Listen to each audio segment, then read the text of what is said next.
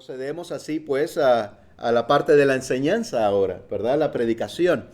Todos, ¿verdad? Poniendo mucha atención al Evangelio de nuestro Señor porque de Él proviene, de Él es, de ninguno de nosotros, de ningún hombre. Y así pues estaremos meditando en una porción más de la enseñanza de nuestro Señor. Pues ustedes se dan cuenta, ganar vuestras almas. Nuestro Señor Jesucristo en una ocasión estuvo hablando con sus discípulos, ¿verdad? Y esto fue una de las cosas que Él dijo, ganar vuestras almas. Y un poco más específico en Lucas 21:19, vamos a voltear nuestras Biblias ahí, pero pues lo tengo en pantalla, me voy a adelantar para leer este versículo solamente. Lucas 21:19 nos dice, con vuestra paciencia ganaréis vuestras almas. Hermanos y amigos, si el Señor nos dijese que con alguna poción, por así llamarlo, ¿verdad? Ganaríamos nuestras almas, tendríamos la vida eterna con Él, ¿no buscaríamos aquello de todo esfuerzo, ¿verdad? De todo amor, día con día? Pienso que sí, ¿verdad? Pues aquí el Señor también nos enseña en una y en otro lugar en las Escrituras todo lo que tenemos que hacer para ganar vuestras almas, para ser salvos. Y aquí no es la excepción. Ganar vuestras almas. Sí, la paciencia es muy necesaria. Sobre todo está hablando ahí a los cristianos, por supuesto, en aquellos tiempos en que vendría una gran destrucción. ¿Sí? Con vuestra paciencia ganaréis vuestras almas. Pues, hermanos y amigos, Dios no promete el bienestar físico, sino el espiritual. Eso es tan importante siempre saberlo, estar muy firmes conociendo este detalle tan importante. Ahí mismo en Lucas 21, donde estábamos leyendo hace un momento, pero el versículo anterior nos dice así, el 18. Pero ni un cabello de vuestra cabeza perecerá. Con vuestra paciencia ganaréis vuestras almas. Bueno, pues en un momento vamos a leer más de estos versículos, pero si nosotros solamente tomáramos este versículo solo, ¿verdad? El 18 y el 19 por decir, pero ni un cabello de vuestra cabeza perecerá. ¿Qué pensarían ustedes, verdad? Que quizás Dios les está prometiendo ahí a los discípulos que nada les va a suceder, ¿verdad? Que ni aún un cabello de su cabeza caerá al suelo, o perecerá, o morirá, que es lo que quiere decir últimamente, perecer. Pues quizás sí, ¿verdad? Quizás eso pudiéramos pensar y en realidad enseñanzas así, tomándolas literalmente, ¿verdad? Aislando diferentes versículos, en realidad en el mundo es una enseñanza muy común, ¿verdad?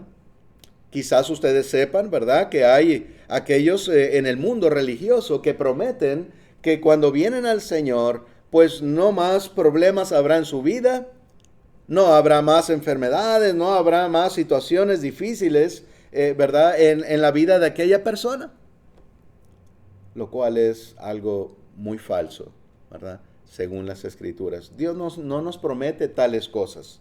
Pero por eso, ¿verdad? Para darnos cuenta del contexto de la enseñanza verdadera que está aquí dando nuestro Señor Jesucristo, es necesario indagar más, ¿verdad? Siempre decimos comúnmente, para poder entender bien un versículo, ¿verdad? Es necesario leer pues 10 versículos más arriba o antes y 10 versículos después, por lo menos 10, ¿verdad?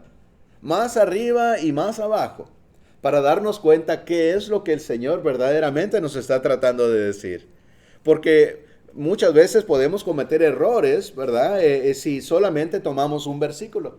Sí, en muchas ocasiones, ¿verdad? La enseñanza es sencilla, ¿verdad? Es clara y podemos sí tomar algunos versículos, ¿verdad? Sin ver lo demás, porque la enseñanza y el contexto es así, muy claro. Pero en algunas otras ocasiones, ¿verdad? Es mucho más complejo que eso. Y por eso el Señor mismo nos dice escudriñar. Y escudriñar, como recordamos siempre, es examinar, investigar, ver arriba y abajo, precisamente como estábamos hablando ahorita, ¿verdad? Bueno, pues vuestra paciencia en las adversidades. Esto es lo que nuestro Señor está diciendo a los discípulos. Vamos a leer, por favor, desde el 10 al 19, Lucas 21, del 10 al 19. Vamos a poner mucha atención porque estaremos leyendo esto y vamos a seguir meditando después en varios versículos, indagando y precisamente escudriñando sobre estos versículos que vamos a leer en este momento. Así que será necesario que estemos recordando, ¿verdad? Esto que vamos a leer. Perdón. Lucas 21, del 10 en adelante, nos dice así. Entonces les dijo, se levantará nación contra nación y reino contra reino. Y habrá grandes terremotos y en diferentes lugares hambres y pestilencias, y habrá terror y grandes señales del cielo. Pero antes de todas estas cosas, os echarán manos y os perseguirán y os entregarán en las sinagogas y en las cárceles y seréis llevados ante reyes y ante gobernadores por causa de mi nombre. Y esto os será ocasión para dar testimonio. Proponed en vuestros corazones no pensar antes cómo habéis de responder a vuestra defensa, o en vuestra defensa, perdón, porque yo os daré palabra y sabiduría, la cual no podrán resistir ni contradecir todos los que se opongan. Mas seréis entregados aún por vuestros padres y hermanos y parientes y amigos, y matarán a algunos de vosotros, y seréis aborrecidos de todos por causa de mi nombre. Pero ni un cabello de vuestra cabeza perecerá. Con vuestra paciencia ganaréis vuestras almas. Pienso, hermanos y amigos, que hay muchas cosas que meditar en estos cortos versículos, ¿verdad? Muchas cosas muy importantes. A algunos les gusta decir, ¿verdad?, que cuando el Señor habla de cosas así, cosas que vendrían, está hablando del fin del mundo, ¿verdad? Si ponemos toda atención, como lo estaremos haciendo el resto de esta predicación, ¿verdad?, de esta enseñanza, nos vamos a dar cuenta que no es así, ¿verdad? Y no es el único lugar, ¿verdad?, donde nos hablan las Escrituras, donde Jesús está diciendo de aquellas cosas que tendrían que venir. Acuérdense, en este momento todavía aún nuestro Señor está con los discípulos, ¿verdad? Aún no ha empezado la iglesia, no ha llegado el reino, ¿verdad? Hasta que fueron bautizados los 12 apóstoles, y eso lo vemos más adelante en el libro de Hechos, que está escrito también por Lucas, ¿verdad? Aquellos que no estuvieron entre nosotros, ¿verdad? Ya estudiamos el libro de Lucas y el libro de Hechos, y sabemos que Lucas es después de Lucas, perdón, Hechos es una continuación del libro de Lucas. Lo vemos muy exactamente, ¿verdad? Una continuación perfecta en esa narración que Lucas está dando, ¿verdad? Y se pasa así después a los eventos que nos narra desde el capítulo 1 de Hechos, y después pues nos sigue narrando así la vida de los cristianos, ¿verdad? Y las iglesias, las primeras. Bien, o la primera en Jerusalén y las demás que se establecieron después también. Así que, bueno, pues muy interesante. No es el fin del mundo lo que está aquí anunciando, sino el final de Jerusalén, ¿verdad? Y eso está muy claramente. Y otra vez, hay otros versículos que nos ayudan a entender esto también, ¿verdad? Nos está diciendo que habrá hambres, ¿sí? Ahora, recordemos que para el fin del mundo, nos dice las Escrituras que ¿cómo vendrá el fin del mundo? Nos dice la Biblia que vendrá como un ladrón en la noche. Un ladrón en la noche no nos avisa que va a venir. Ah, Humberto, mañana en la noche voy a ir a robarte a tu casa. No, de ninguna manera, ¿verdad? Es una sorpresa.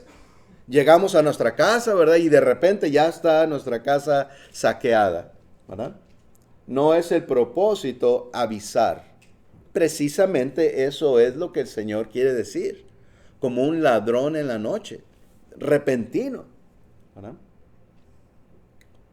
Bueno, pues lo que nos está diciendo Jesús, lo que está diciendo, una de las cosas, ¿verdad? Es que habrá hambres. Saben ustedes que la Biblia misma, en Hechos, un poco más adelante, si vemos en el capítulo 11 y versículo 28, Hechos 11, 28, nos dice, y levantándose uno de ellos, llamado Agabo,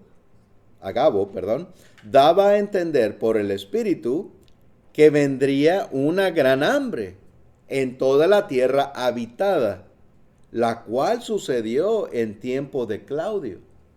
Así que acá nuestro Señor Jesucristo, en tiempos anteriores, ¿verdad? Años antes, está anunciando que vendría una gran hambre, ¿sí? Pues más adelante, Lucas después nos dice, sí vino esa hambre. Eso que el Señor Jesucristo anunció, vino. ¿Sí? ¿Saben ustedes que había guerras en aquellos entonces? Recuerden que nuestro Señor Jesucristo murió alrededor del año 33. ¿Sí? Jerusalén fue destruida en el año 70. El último libro que se escribió, Apocalipsis, fue escrito alrededor del año 90, 93 aproximadamente, ¿verdad? Para darnos una mejor idea del tiempo, ¿verdad? De la cronología ahí en cuanto a estos eventos. Así que el Señor anunció esto alrededor del año 33, que habrían guerras, que habrían hambres. Del 33 al 70 hubo muchas guerras, ¿sí? Se levantó nación contra nación, como el Señor lo anunció. Y hubo hambres también, por supuesto, como el Señor lo anunció. Nuestro Dios no miente, ¿verdad? Sino que todo lo que el Señor dice se cumple. Aquí, pues, en este versículo que acabamos de leer, Hechos 11, 28, nos está diciendo que sí, en realidad hubo una gran hambre en toda la tierra habitada, la cual sucedió en tiempo de Claudio. ¿Quién es Claudio? Pues nos podríamos preguntar. Claudio fue uno de los César. ¿Qué quiere decir César? No es un nombre, es una posición, es el emperador de Roma. ¿Sí? Roma era la nación que estaba en poder en la mayoría del tiempo, ¿verdad? Que estuvieron ahí los discípulos, que estuvo nuestro Señor Jesucristo, era el imperio romano, ¿verdad? Y aquel que era el mandamás se le llamaba el César, ¿verdad? Al emperador. Era un título, no un nombre. Entonces, este hombre del que habla aquí, en realidad está en la historia del hombre. Claudio César. ¿Sí?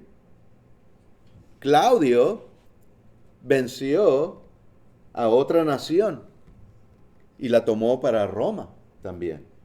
¿Sí?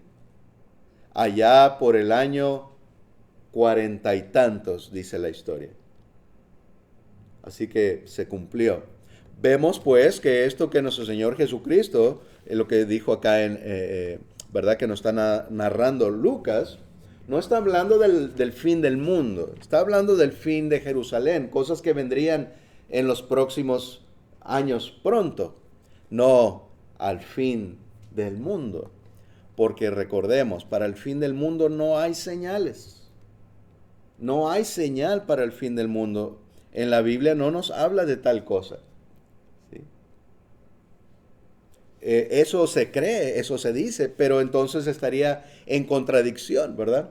¿Cómo pues nos dice el Señor que vendrá el fin del mundo como un ladrón en la noche, sin avisar? ¿Verdad? Sería una contradicción.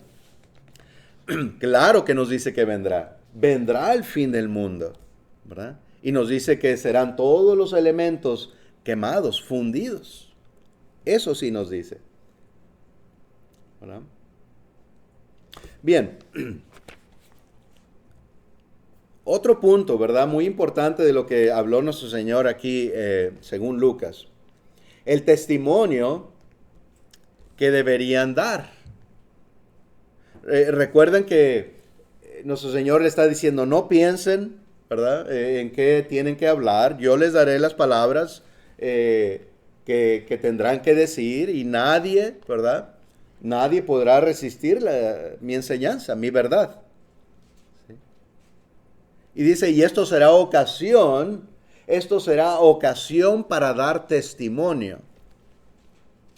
Hay grupos religiosos, ¿verdad? Que les encanta esa palabra, dar testimonio.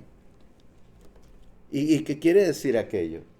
¿Querrá decir que Humberto va a dar algo de él? ¿Verdad? Lo que ha pasado en mi vida. O querrá más bien decir, será ocasión, será una oportunidad para predicar mi palabra. Bueno, pues veamos en Lucas, en el capítulo 4. Lucas en el capítulo 4 y versículo 16.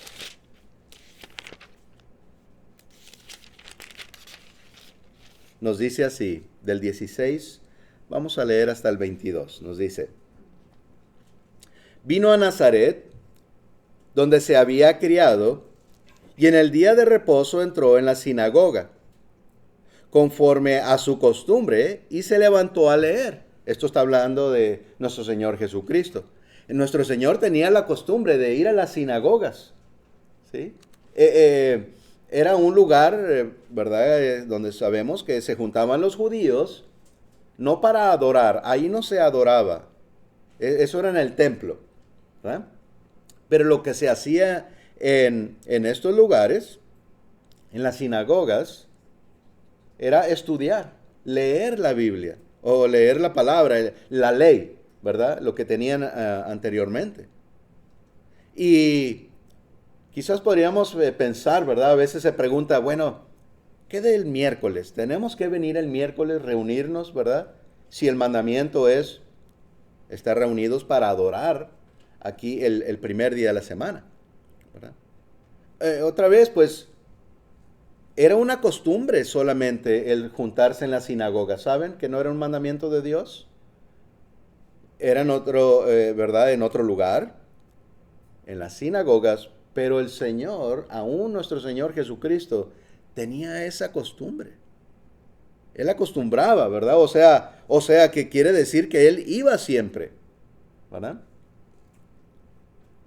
Y se levantó a leer, él, nuestro Señor, dice, y se le dio el libro del profeta Isaías. Y habiendo abierto el libro, halló el lugar donde estaba escrito, el Espíritu del Señor está sobre mí, por cuanto me ha ungido para dar buenas nuevas a los pobres, me ha enviado a sanar a los quebrantados de corazón, a pregonar libertad a los cautivos y vista a los ciegos, a poner en libertad a los oprimidos, a predicar el año agradable del Señor.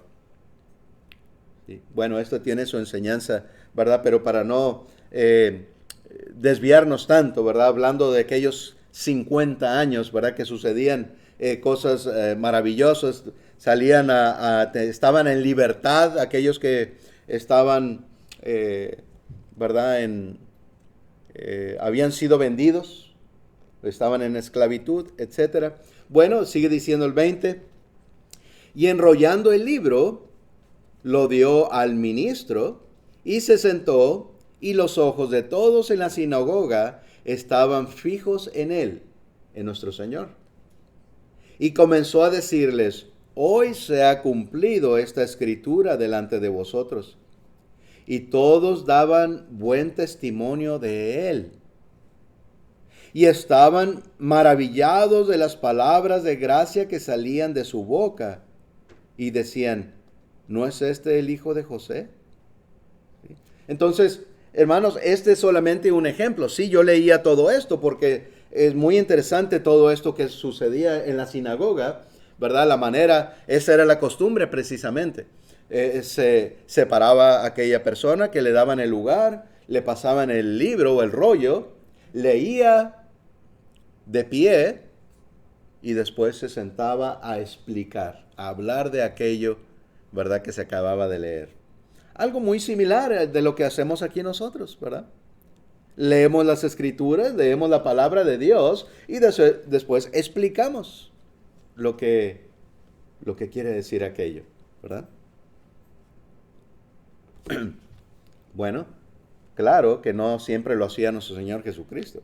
Había muchas sinagogas en muchos lugares y lo hacían pues los judíos, ¿verdad? Según las costumbres de ellos. Bueno, pues una de las cosas que yo quería sacar aquí primeramente era esto, el 22, y todos daban buen testimonio de él. Eso es lo que quiere decir, o sea, de nuestro Señor Jesucristo. ¿Por qué? Por sus enseñanzas, por sus maravillas, sí, por sus milagros que hacía. Así que cuando hablan las escrituras de testimonio, es la enseñanza de Jesús. Eso es lo que nos salva. ¿Puede Humberto salvarnos? ¿Lo que yo haga en mi vida salvarles a ustedes? No, ¿verdad? Claro que es importante que cada cristiano, cada hijo vaya a predicar al mundo entero, ¿verdad? Pero en sí, ¿qué es lo que llevamos al mundo entero? Este, esta enseñanza, ¿sí? Este testimonio de nuestro Señor Jesucristo, que Él vino, que el Salvador, que el Hijo de Dios vino, Emmanuel, Dios con nosotros, ¿verdad? Ese es el testimonio importante, necesario para usted y para mí y para el mundo entero. Un versículo que aún, eh, que aún está mucho más claro, podemos decir, ¿verdad? O también corrobora lo que aquí estamos hablando. En 2 Corintios, por favor, en el capítulo 4,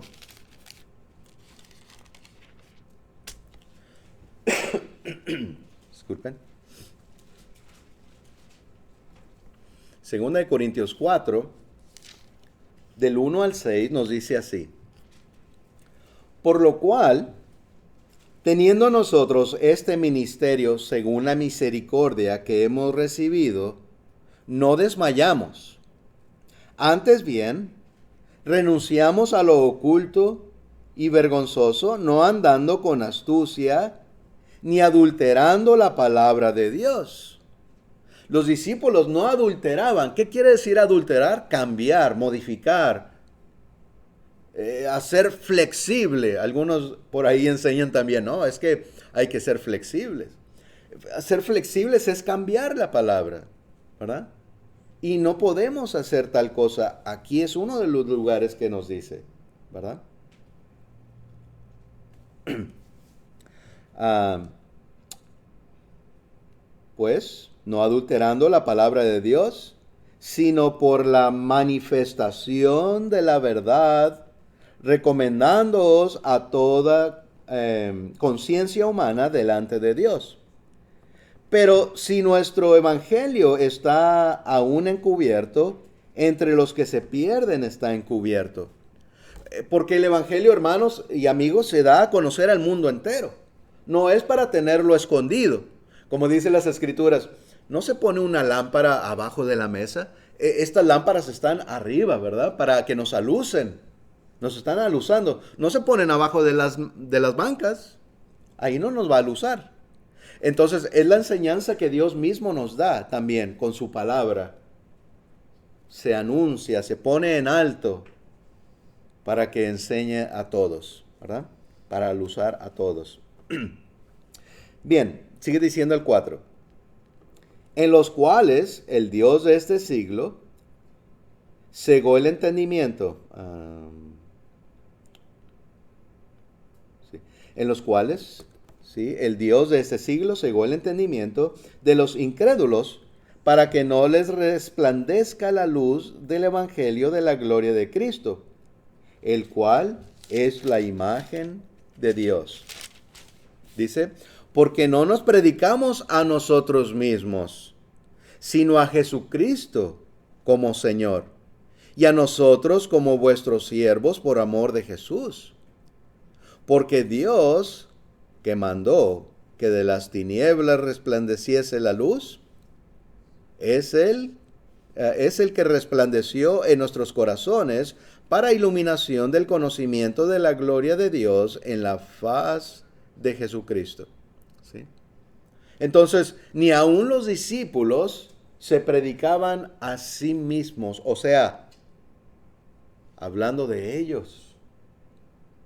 No, aún los apóstoles, el evangelio que ellos enseñan, el evangelio que ellos predicaron, el testimonio que ellos dieron, fue sobre nuestro Señor Jesucristo, ¿verdad?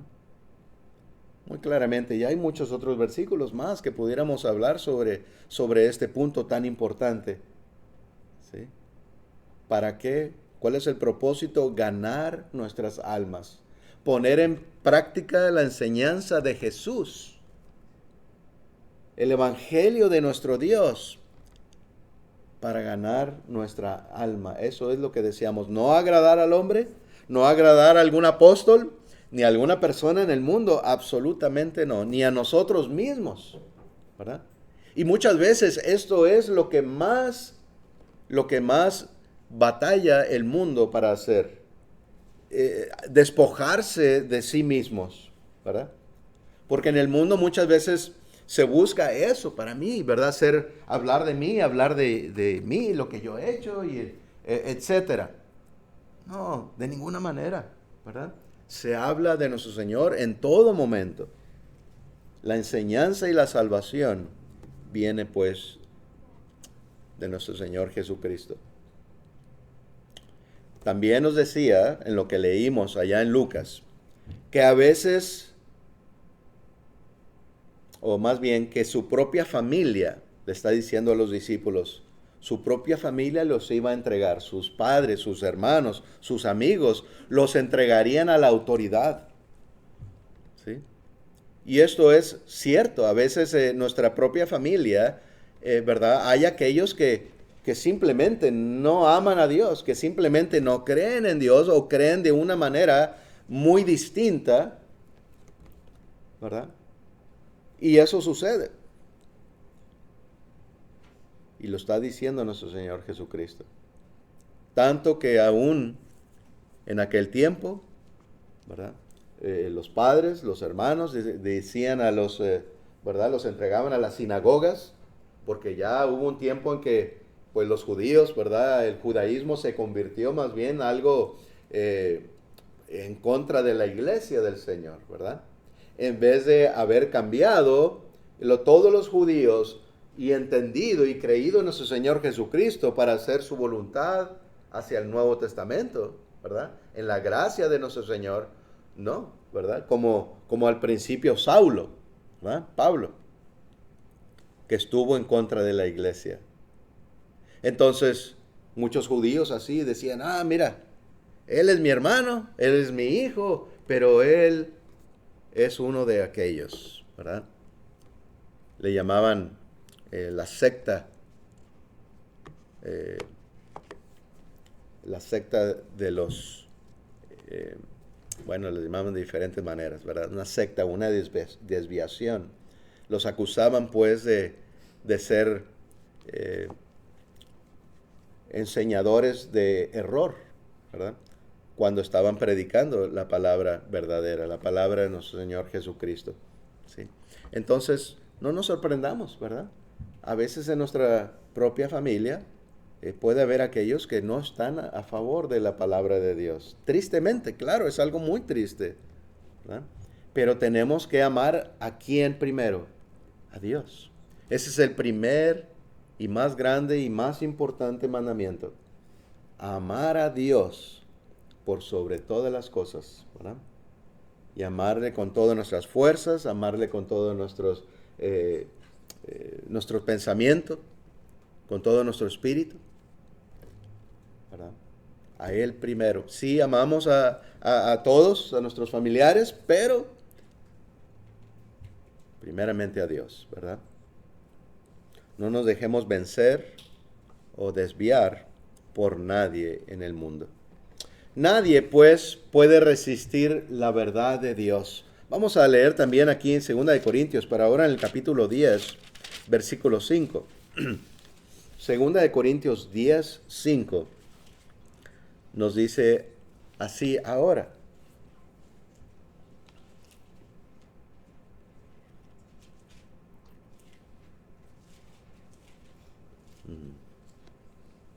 Vamos a leer desde el 3, hermanos y amigos.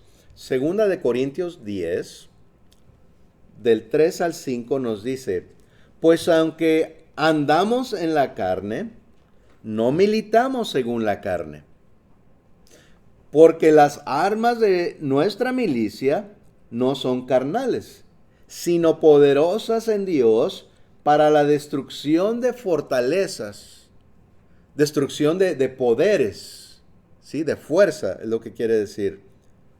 El 5 dice, derribando argumentos y toda altivez que se levanta contra el conocimiento de Dios, y llevando cautivo todo pensamiento a la obediencia a Cristo. Así que esta es la lucha, ¿verdad? Está hablando desde el versículo 3, que no militan según la carne, ¿verdad? Los discípulos, tampoco ningún cristiano. Nuestra milicia, ¿verdad? Nuestra lucha por el Señor no es algo físico, ¿verdad? Ah, tú no crees en Dios y matamos a la persona o la golpeamos o algo. No, de ninguna manera. Eso es lo que es una milicia, ¿verdad? Algo físico, ¿verdad? De ninguna manera. Más bien es que con la predicación, esa espada de doble filo, ¿verdad? Esa es nuestra milicia. Ese es nuestro trabajo como soldados de Dios, ¿verdad? Pues muy interesante que nos dice así. ¿Por qué? Porque no somos carnales, sí, estamos en la carne, pero nuestro trabajo no es así para el Señor, ¿verdad? Destruyendo la carne, sino destruimos el pecado con la palabra de Dios, ¿verdad? Porque enseñamos. Alguien nos enseñó a nosotros un día también, ¿verdad? Recordamos eso siempre y damos gracias a Dios por aquello. Y aquellos de nuestros hermanos que nos predicaron, ¿verdad? O hermanas. Así que, gracias a la palabra de Dios que se nos predicó, pudimos cambiar nuestra vida. Vencer el pecado, dejar aquel hombre atrás, ¿verdad? Y ahora andar en santidad, en luz, agradando a Dios. Entonces, también esto es derribando, destruyendo toda altivez, todo error que se predica en el mundo, todo punto. Fíjense, la palabra de Dios es tan grandiosa, como nos dice que es una palabra viva, es una palabra poderosa.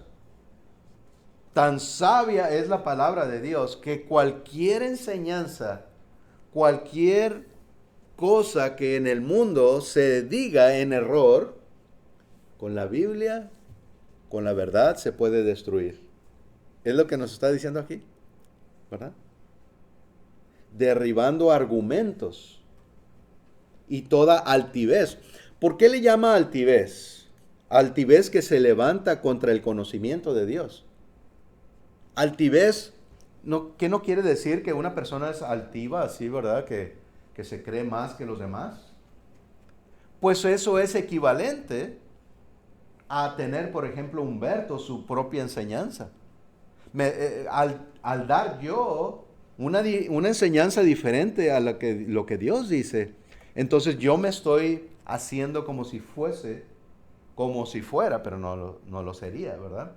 Pero así nos está diciendo, una altivez, haciéndome más grande de lo que soy. ¿verdad? Porque ¿quién es la palabra de Dios? ¿Y quién soy yo para cambiar la palabra de Dios? O dar una enseñanza diferente, ¿verdad?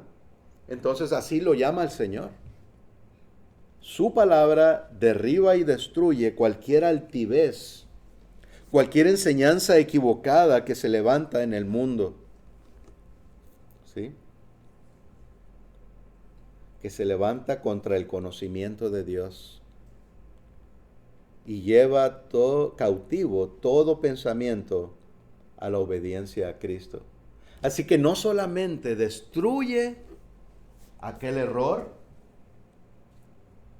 sino que también nos hace meditar y lleva cautivo ese pensamiento a Dios. ¿Sí? Entonces, si nosotros creíamos, por ejemplo, en las imágenes anteriormente, ¿verdad? Y alguien vino y nos dijo, mira, esto es lo que Dios dice. Se está derribando, destruyendo mi creencia de que aquella imagen podía hacer algo por mí. No, mira, Dios dice que eso no es nada. Y aquel monito, ¿verdad? Es más que una piedra. Y tiene ojos pero no ve. Y tiene boca pero no habla. Y tiene pies pero no camina. ¿No está ahí destruido aquella imagen con la palabra de Dios? Completamente. Pero además me hace pensar, wow, entonces tengo que ir al Señor, ¿verdad? Tengo que ir a Dios. Porque aquella imagen no me ayuda. ¿Quién me va a ayudar pues? Dios, ¿verdad? Así que esa es la maravilla de la palabra del Señor. El hacernos ver en la oscuridad que estamos o que está el mundo, ¿verdad? Y gracias a Dios hemos venido. Y eso es lo que deseamos para cada quien. Así como nosotros en una ocasión pudimos ver, darnos cuenta del error en que estábamos, que hay una verdad, hay un camino, y así nos esforzamos por hacerlo saber también a todos, ¿verdad? Los que no han venido aún a nuestro Padre, a nuestro Señor. La paciencia, pues, de la que está hablando nuestro Señor Jesucristo, allá, la paciencia que nos da la salvación, es parte del proceso y del esfuerzo que el cristiano debe tener. La paciencia, se nos habla de que cuando pasamos por pruebas fielmente, aquella prueba produce paciencia, ¿verdad? Y no está hablando de una paciencia nada más. Al principio yo tenía ahí, ¿verdad? Una foto de una persona viendo el reloj, ¿verdad?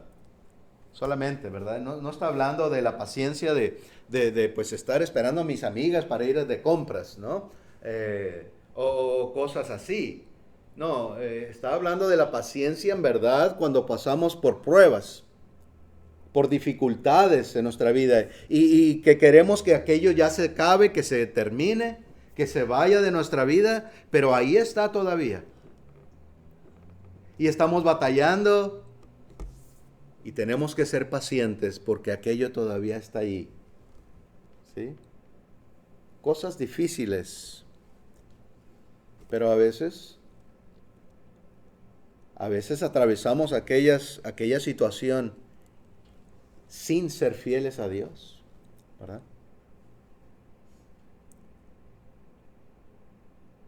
A veces por lo más pequeño, ¿verdad? O cualquier situación que sea, pues decidimos alejarnos de Dios. Eso no es estar creciendo. Eso no es estar siendo fiel a Dios. Eso no es estar aprendiendo la paciencia. Tenemos que atravesar la prueba sin dejar de servir a Dios. Entonces, eso sería algo bueno, un crecimiento, un proceso hacia nuestra salvación, ¿verdad? Romanos 5:3, si me acompañan, por favor, vamos a leer. Dice, y no solo esto, sino que también nos gloriamos en las tribulaciones, sabiendo que la tribulación produce paciencia. Bueno, sigue diciendo más adelante, y la paciencia prueba, y la prueba esperanza. Y la esperanza no avergüenza, porque el amor de Dios ha sido derramado en nuestros corazones por el Espíritu Santo que nos fue dado. ¿Sí? Entonces, ahí vamos a tener pruebas, hermanos. Y el Señor dice que es necesario pasar por pruebas o tribulaciones. Muchas, dice. Es necesario pasar por muchas tribulaciones para poder entrar al reino de los cielos. Así que, como siempre recordamos, que no sea algo extraño a nosotros cuando nos llegue una prueba, cuando nos llegue una tribulación. ¿Sí? Sino saber que eso es necesario. Pero otra vez, hay que mantenernos firmes hasta que aquello pase, y siempre para poder tener la esperanza, ¿verdad? Y ganar vuestras almas. Por eso la palabra dice en 1 Corintios 15, 33 y 34, no erréis, las malas conversaciones corrompen las buenas costumbres. Velad debidamente y no pequéis, porque algunos no conocen a Dios. Para vergüenza vuestra lo digo. Y saben que ahí en 1 Corintios 15 está hablando no meramente, sí, muchas veces utilizamos este versículo para hacernos saber de con quién andamos, ¿verdad? Tener cuidado quiénes son nuestras amistades. ¿Qué estamos escuchando diariamente? Las amistades de nuestros hijos, ¿verdad? Y nosotros mismos también. Y es cierto, ¿verdad? Que cuando estamos escuchando malas enseñanzas, malos consejos, pues va a tener una influencia negativa en nosotros también, ¿verdad? Pero aquí está hablando, si ustedes se ponen a leer ahí el capítulo 15 de Corintios, está hablando de aquellos que estaban trayendo enseñanza errónea a la iglesia, ¿sí? Estaban trayendo error. Entonces esto es lo que está diciendo Pablo ahí, nos está diciendo Dios. Las malas conversaciones. O sea, si ustedes están escuchando malas enseñanzas, si ustedes están enseñando a aquellos que están trayendo error a la iglesia, se van a corromper. ¿Sí? Corrompen las buenas costumbres. Y esto está hablando de las buenas costumbres, está hablando de las cosas correctas de Dios, ¿verdad? Entonces debemos de tener mucho cuidado lo que escuchamos. Sí, desde la amistad, pláticas sencillas, hasta enseñanzas erróneas. ¿Saben ustedes que dicen las Escrituras que en nuestros hogares aún no podemos decir bienvenido a alguien que trae enseñanzas erróneas, enseñanzas que no son bíblicas? Dicen, no les des la bienvenida, ¿verdad? ¿Sí? Ahora, no quiere decir que no podemos estudiar con alguien. Simplemente no vamos a permitir que ellos vayan a enseñarnos a nosotros. ¿Podemos invitar a alguien a nuestra casa para enseñarles, aún si no son cristianos? Sí, claro. Pero cuidado si nosotros estamos escuchando y le damos el lugar, ¿verdad? Para que nos enseñen a nosotros. Le estamos dando la bienvenida a su enseñanza. ¿Sí? Es la diferencia. Nosotros, como cristianos, como cristianas, debemos de dar la enseñanza correcta, ¿verdad? Velad, hermanos. Velad. Otra vez está hablando en lo espiritual. Velad quiere decir no dormir, estar despiertos toda la noche, ¿verdad? Mirando, alerta para lo que pueda suceder. Claro, no nos está diciendo el Señor, ¿verdad?, que estemos despiertos todo el tiempo. No, eso es en lo espiritual, otra vez, viendo lo que sucede en nuestra vida espiritual, ¿sí? en nuestro hogar. Velad debidamente y no pequéis. A eso se refiere. Hay grupos religiosos, ¿verdad?, que dicen, vamos a hacer una velada, tomando eso, ¿verdad?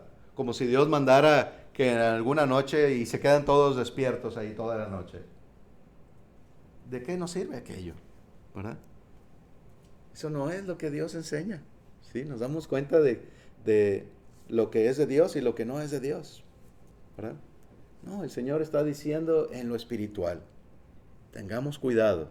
¿Verdad? Estemos alertas de lo que estamos aprendiendo. El Señor nos dice, el que es de Dios, escucha la palabra de Dios. ¿Verdad? Si en verdad estamos buscando a Dios, nos daremos cuenta. Dice, si la enseñanza es de Dios o del hombre. ¿Verdad? Si en verdad tenemos un corazón sincero, nos daremos cuenta si aquella enseñanza es verdaderamente de las Escrituras o es alguna tradición o enseñanza del hombre. ¿Sí? Porque algunos no conocen a Dios. Eso es otra vez lo que está diciendo Pablo a aquellos que estaban trayendo error a la iglesia. Algunos no conocen a Dios.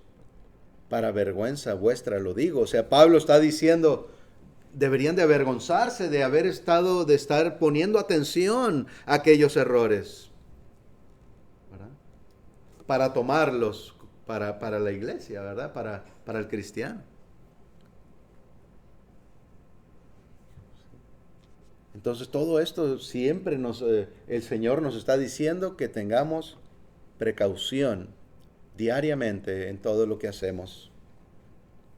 Marcos 13:13 dice, y seréis aborrecidos de todos por causa de mí, de mi nombre, perdón.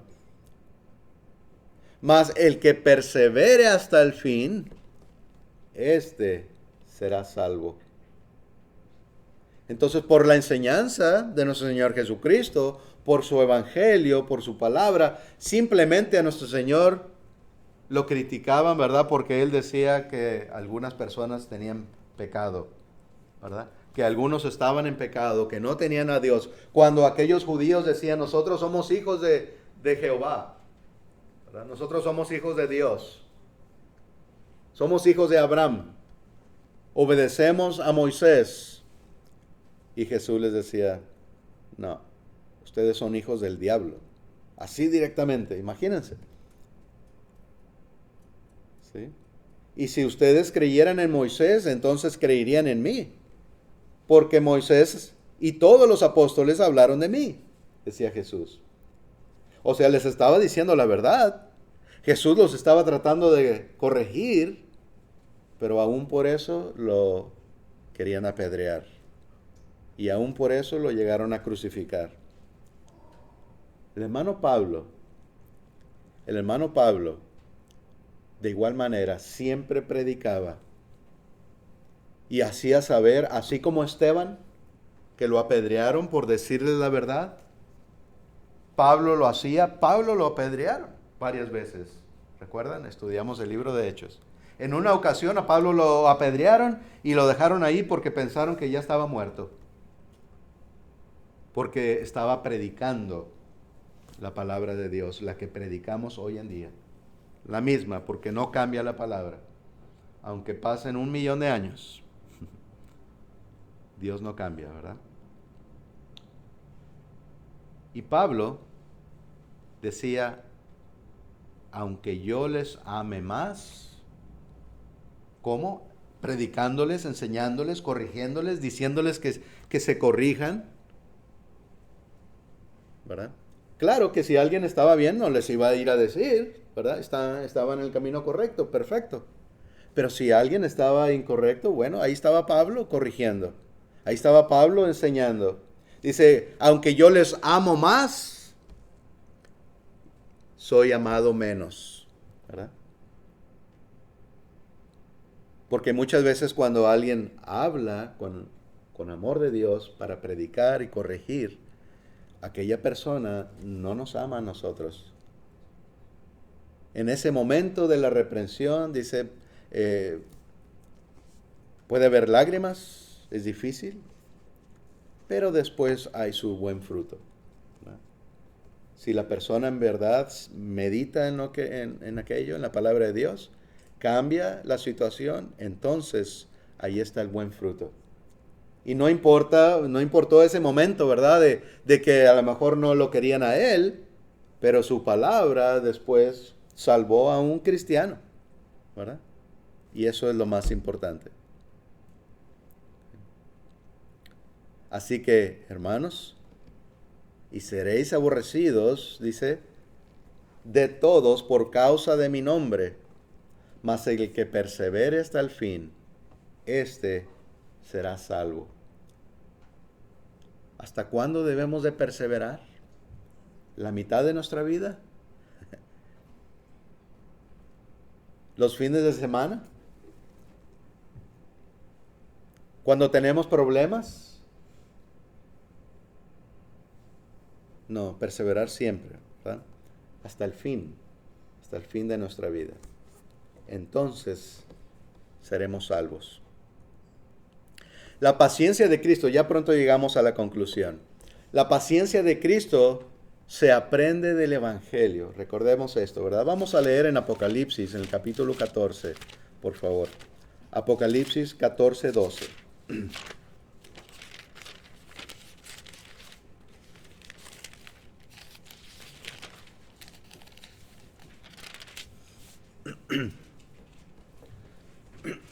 Perdón, nos dice así, Apocalipsis 14, 12.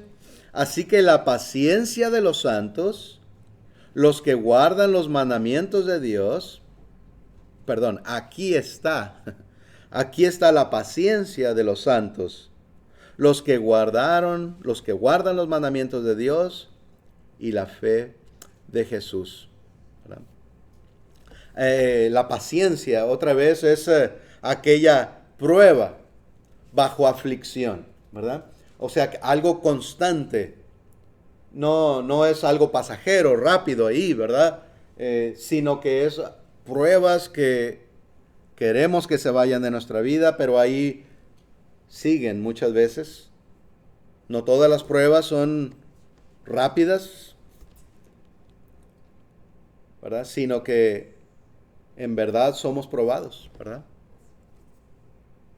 Decía hace rato, pues no es la paciencia de estar esperando a nuestros amigos, ¿verdad? Para irnos a jugar fútbol, ¿verdad? O ir a ver una película.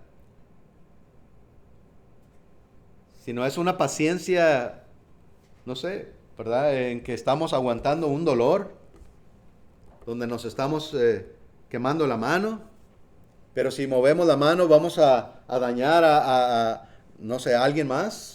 Estoy tratando de dar un ejemplo, ¿verdad? Donde estamos ahí sufriendo, pero ahí debemos de estar, porque no podemos salir de eso.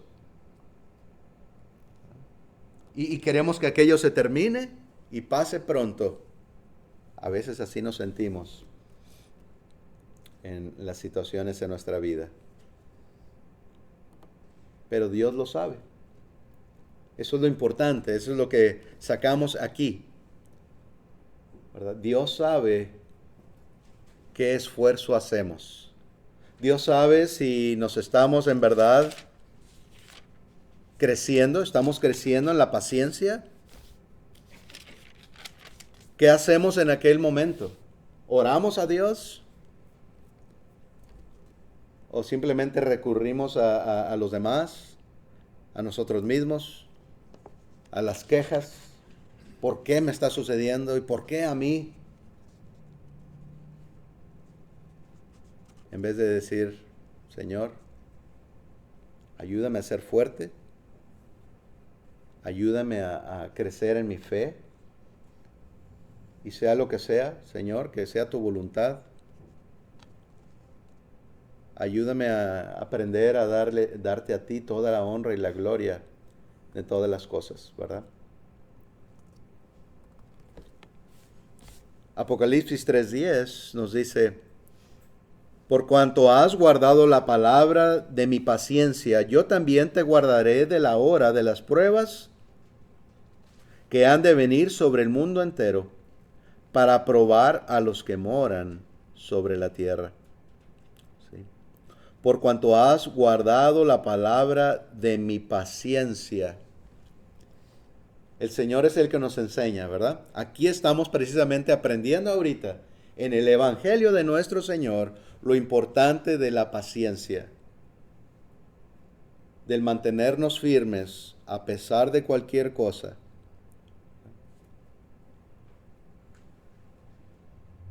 El Señor nos guardará si en verdad pues somos pacientes y estamos firmes hasta el último momento. Apocalipsis, aquí lo tenía, perdón, y el 11, he aquí yo vengo pronto, retén lo que tienes para que ninguno tome tu corona. Si estamos en el camino, pues, verdadero, estamos en el camino correcto, estamos bien ante Dios, verdaderamente, entonces hay que retener lo que tenemos, hay que mantenernos ahí. No, dice las Escrituras también, no descuidar aquella salvación tan grande, ¿verdad? Sino más bien retener. Y no quiere decir tampoco dejar de esforzarnos solamente con lo que hemos logrado hasta ese momento, hasta este momento. No, vamos más bien a seguir esforzándonos de la misma manera que nos hemos estado esforzando hasta ahorita. Y aún más, ¿verdad? Aún más. Aquí nuestro Señor Jesucristo le está hablando a una de las iglesias, a dos de ellas, ¿verdad? Que eran fieles de las 7 iglesias en Asia. Y les dijo, vas bien, retén pues lo que tienes, ¿verdad? No te desvíes. Vendrán pruebas, vendrán situaciones, pero si retienes lo que tienes hasta el final, entonces yo vengo pronto, ¿verdad? Y eso es lo que sabemos, el Señor pronto viene. Vistámonos pues con las armas de la luz.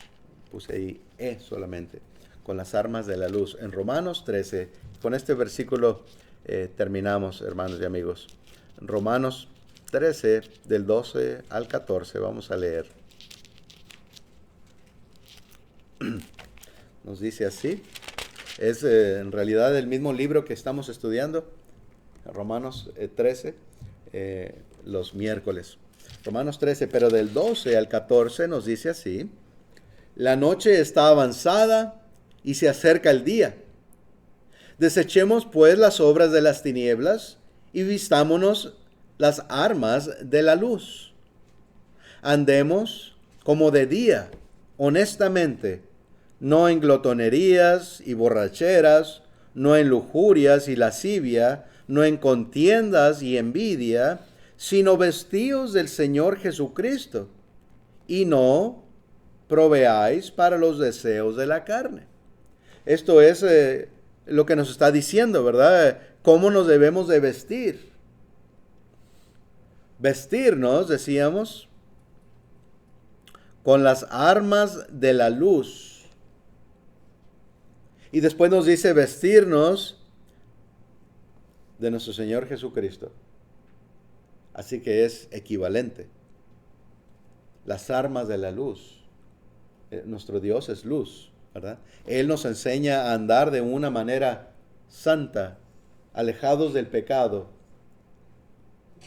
Es lo mismo vestirnos de nuestro Señor Jesucristo y vestirnos de las armas de luz. Así pues, nos seguimos animando entre los cristianos, seguimos animando a aquellos que aún no han venido al Señor, para que también se vistan de nuestro Señor Jesucristo. Nuestro Señor quiere que todos vengan, ¿verdad? A Él, que todos sean parte de su reino, que todos sean parte de su familia, de su iglesia, ¿verdad? Y así, pues, le animamos de igual manera, ¿verdad? Gracias a nuestro Señor que nos dio la oportunidad de escuchar esta porción de su enseñanza, así nos animamos unos a otros y ahora seguimos alabando a nuestro Señor, cantando un himno de invitación que nos dirigirá nuestro hermano Eric. Dios le invita, pues, Dios invita a ganar su alma a través de perseverar en paciencia, ¿verdad? Así que seguimos conociendo la palabra de Dios, nos esforzamos y ganamos nuestras almas al ser pacientes hasta que el Señor venga. Les invito a estar de pie, los que gusten y puedan.